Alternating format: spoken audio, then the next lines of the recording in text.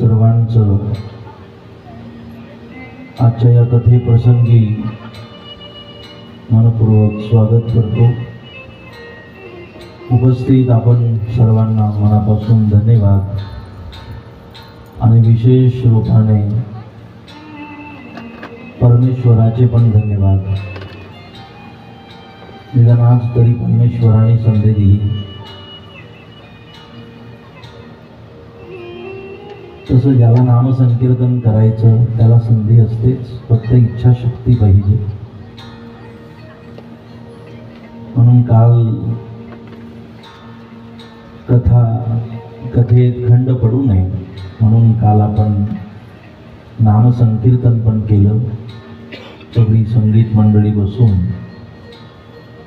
इथे बोरोलेंच्या घरात नामसंकीर्तन पण झालं, धार्मिक चर्चा आणि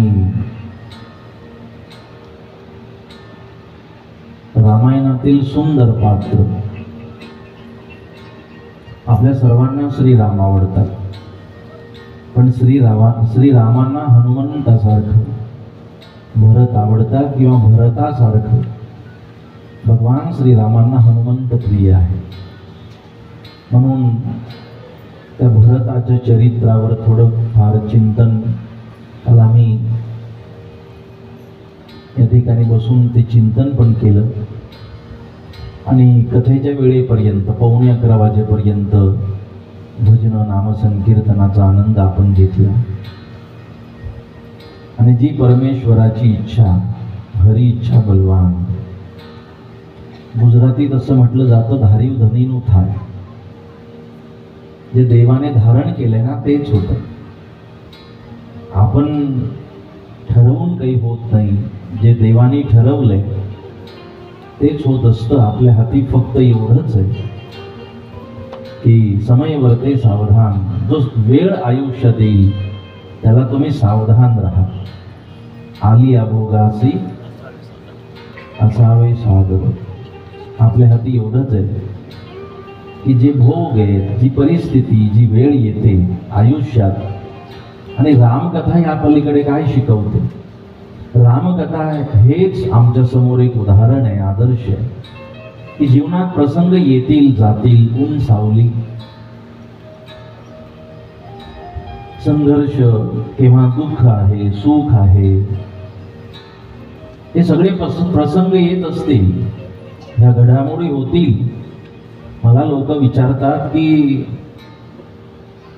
आमच्या आयुष्यात हा एवढा मोठा संघर्ष का म्हणून आहे?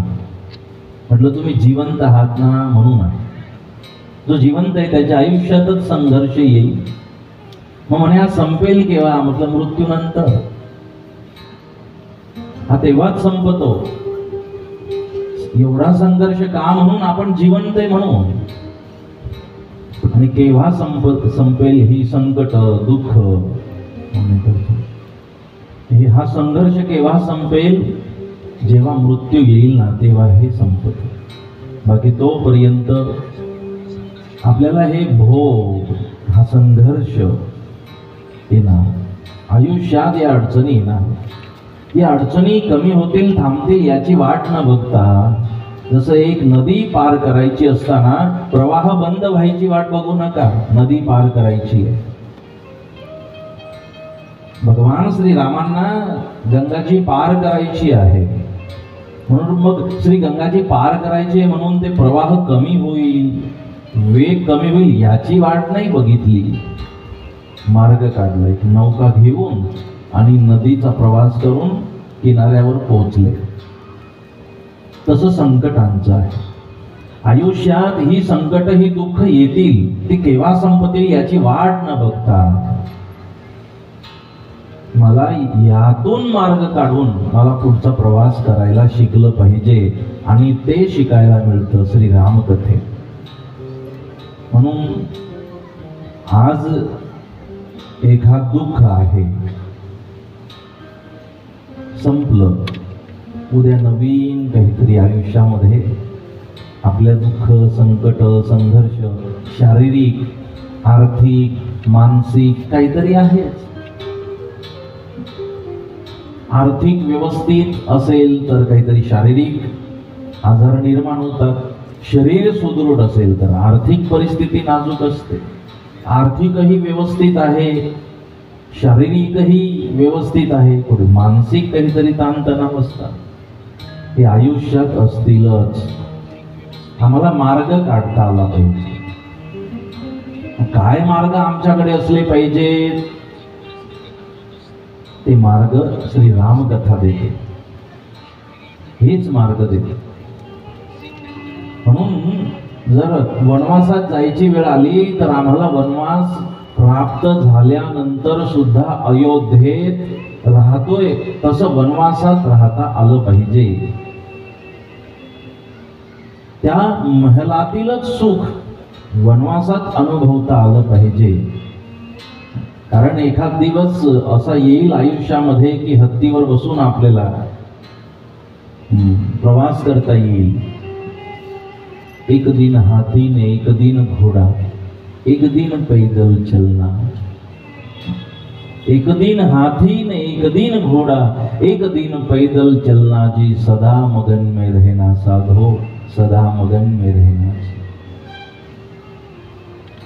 आयुष्यात ही प्रसंग बदलतील. एक दिवस येईल की हत्तीवर बसून जातो, एक दिवस येईल घोड्यावर बसून प्रवास होतोय, एक दिवस असा येऊ शकतो की पायी चालायची वेळ येईल.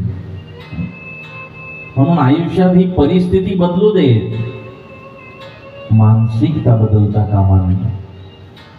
आम्ही मनाने मजबूत असलं पाहिजे. आज तर सुरुवातीला मी आपल्या देशाच्या सर्व सैनिकांना,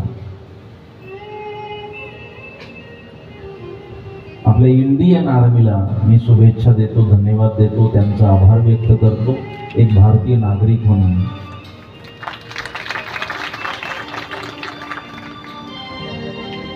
आणि या परिस्थितीत आपल्या सर्वांना भारताच्या पक्ष, पंथ, संप्रदाय, जात, समाज, मतभिन्नता हे सगळं सोडून आपल्याला इंडियन आर्मीच्या पाठीशी उभं राहिलं पाहिजे. आजच मला एका भगिनीचा फोन होता, म्हणे खूप काळजी वाटते आहे म्हणून तुमची आठवण आली. म्हटलं काय काळजीचं कारण काय? तर तिने सांगितलं की तिचे मिस्टर आर्मीत आहेत आणि आता जम्मूत आहेत आणि जम्मूत पोस्टिंग झाल्यामुळे काळजी वाटते. युद्धजन्य परिस्थिती निर्माण झाली आहे. स्वाभाविक आहेत, लहान मुलं आहेत आणि बामणोचेच जावई आहेत. ते इंडियन आर्मी मध्ये आहेत, दिलीप झोपेचे जावई. इंडियन आर्मी ते लहान मुलं आहेत अजून. आणि मग ती काळजी करत होती की जम्मू मध्ये पोस्टिंग झाली आहे आणि तिथे काळजी वाटते. तिला म्हटलं अगं संपूर्ण भारत तुझ्या पाठीशी आहे, सैनिकांच्या पाठीशी उभा आहे, काळजीचं काही कारण नाही.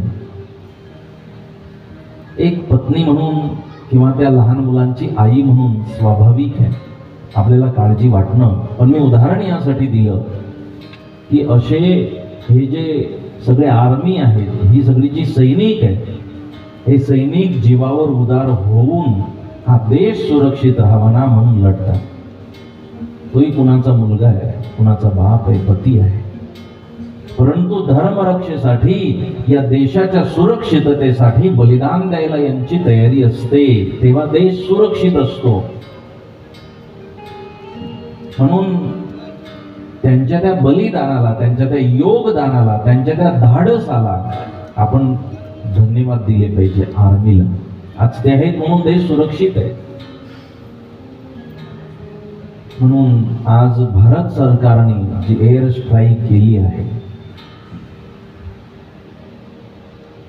सिंधू स्ट्राईक, त्याचं आपण अभिनंदन आणि समर्थन केलं पाहिजे. आणि ह्याचीच अपेक्षा आहे की या देशाकडे कोणी वाकड्या नजरेने बघितलं तर त्याला दंड दिला पाहिजे. आणि अशी सक्षम आर्मी आपल्या भारत देशाची आहे. म्हणून जसं आपल्याला धर्मप्रिय आहे, भक्ती देवप्रिय आहे, तसा देशप्रिय असला पाहिजे. या देशाची सुरक्षा करणारा सैनिक सुद्धा आपल्याला तेवढाच प्रिय असला पाहिजे. तोच आहे ना देव आपल्यासाठी. म्हणून त्या सर्वांना मनापासून मी धन्यवाद देतो. त्यांच्या दीर्घायुष्यासाठी, स्वास्थ्यासाठी परमेश्वराकडे प्रार्थना करतो. आयुष्यात ही सगळी प्रसंग येतात जातात, पण ही रामकथा, श्री रामचरित्र आम्हाला मार्ग देते. हो, थांबायची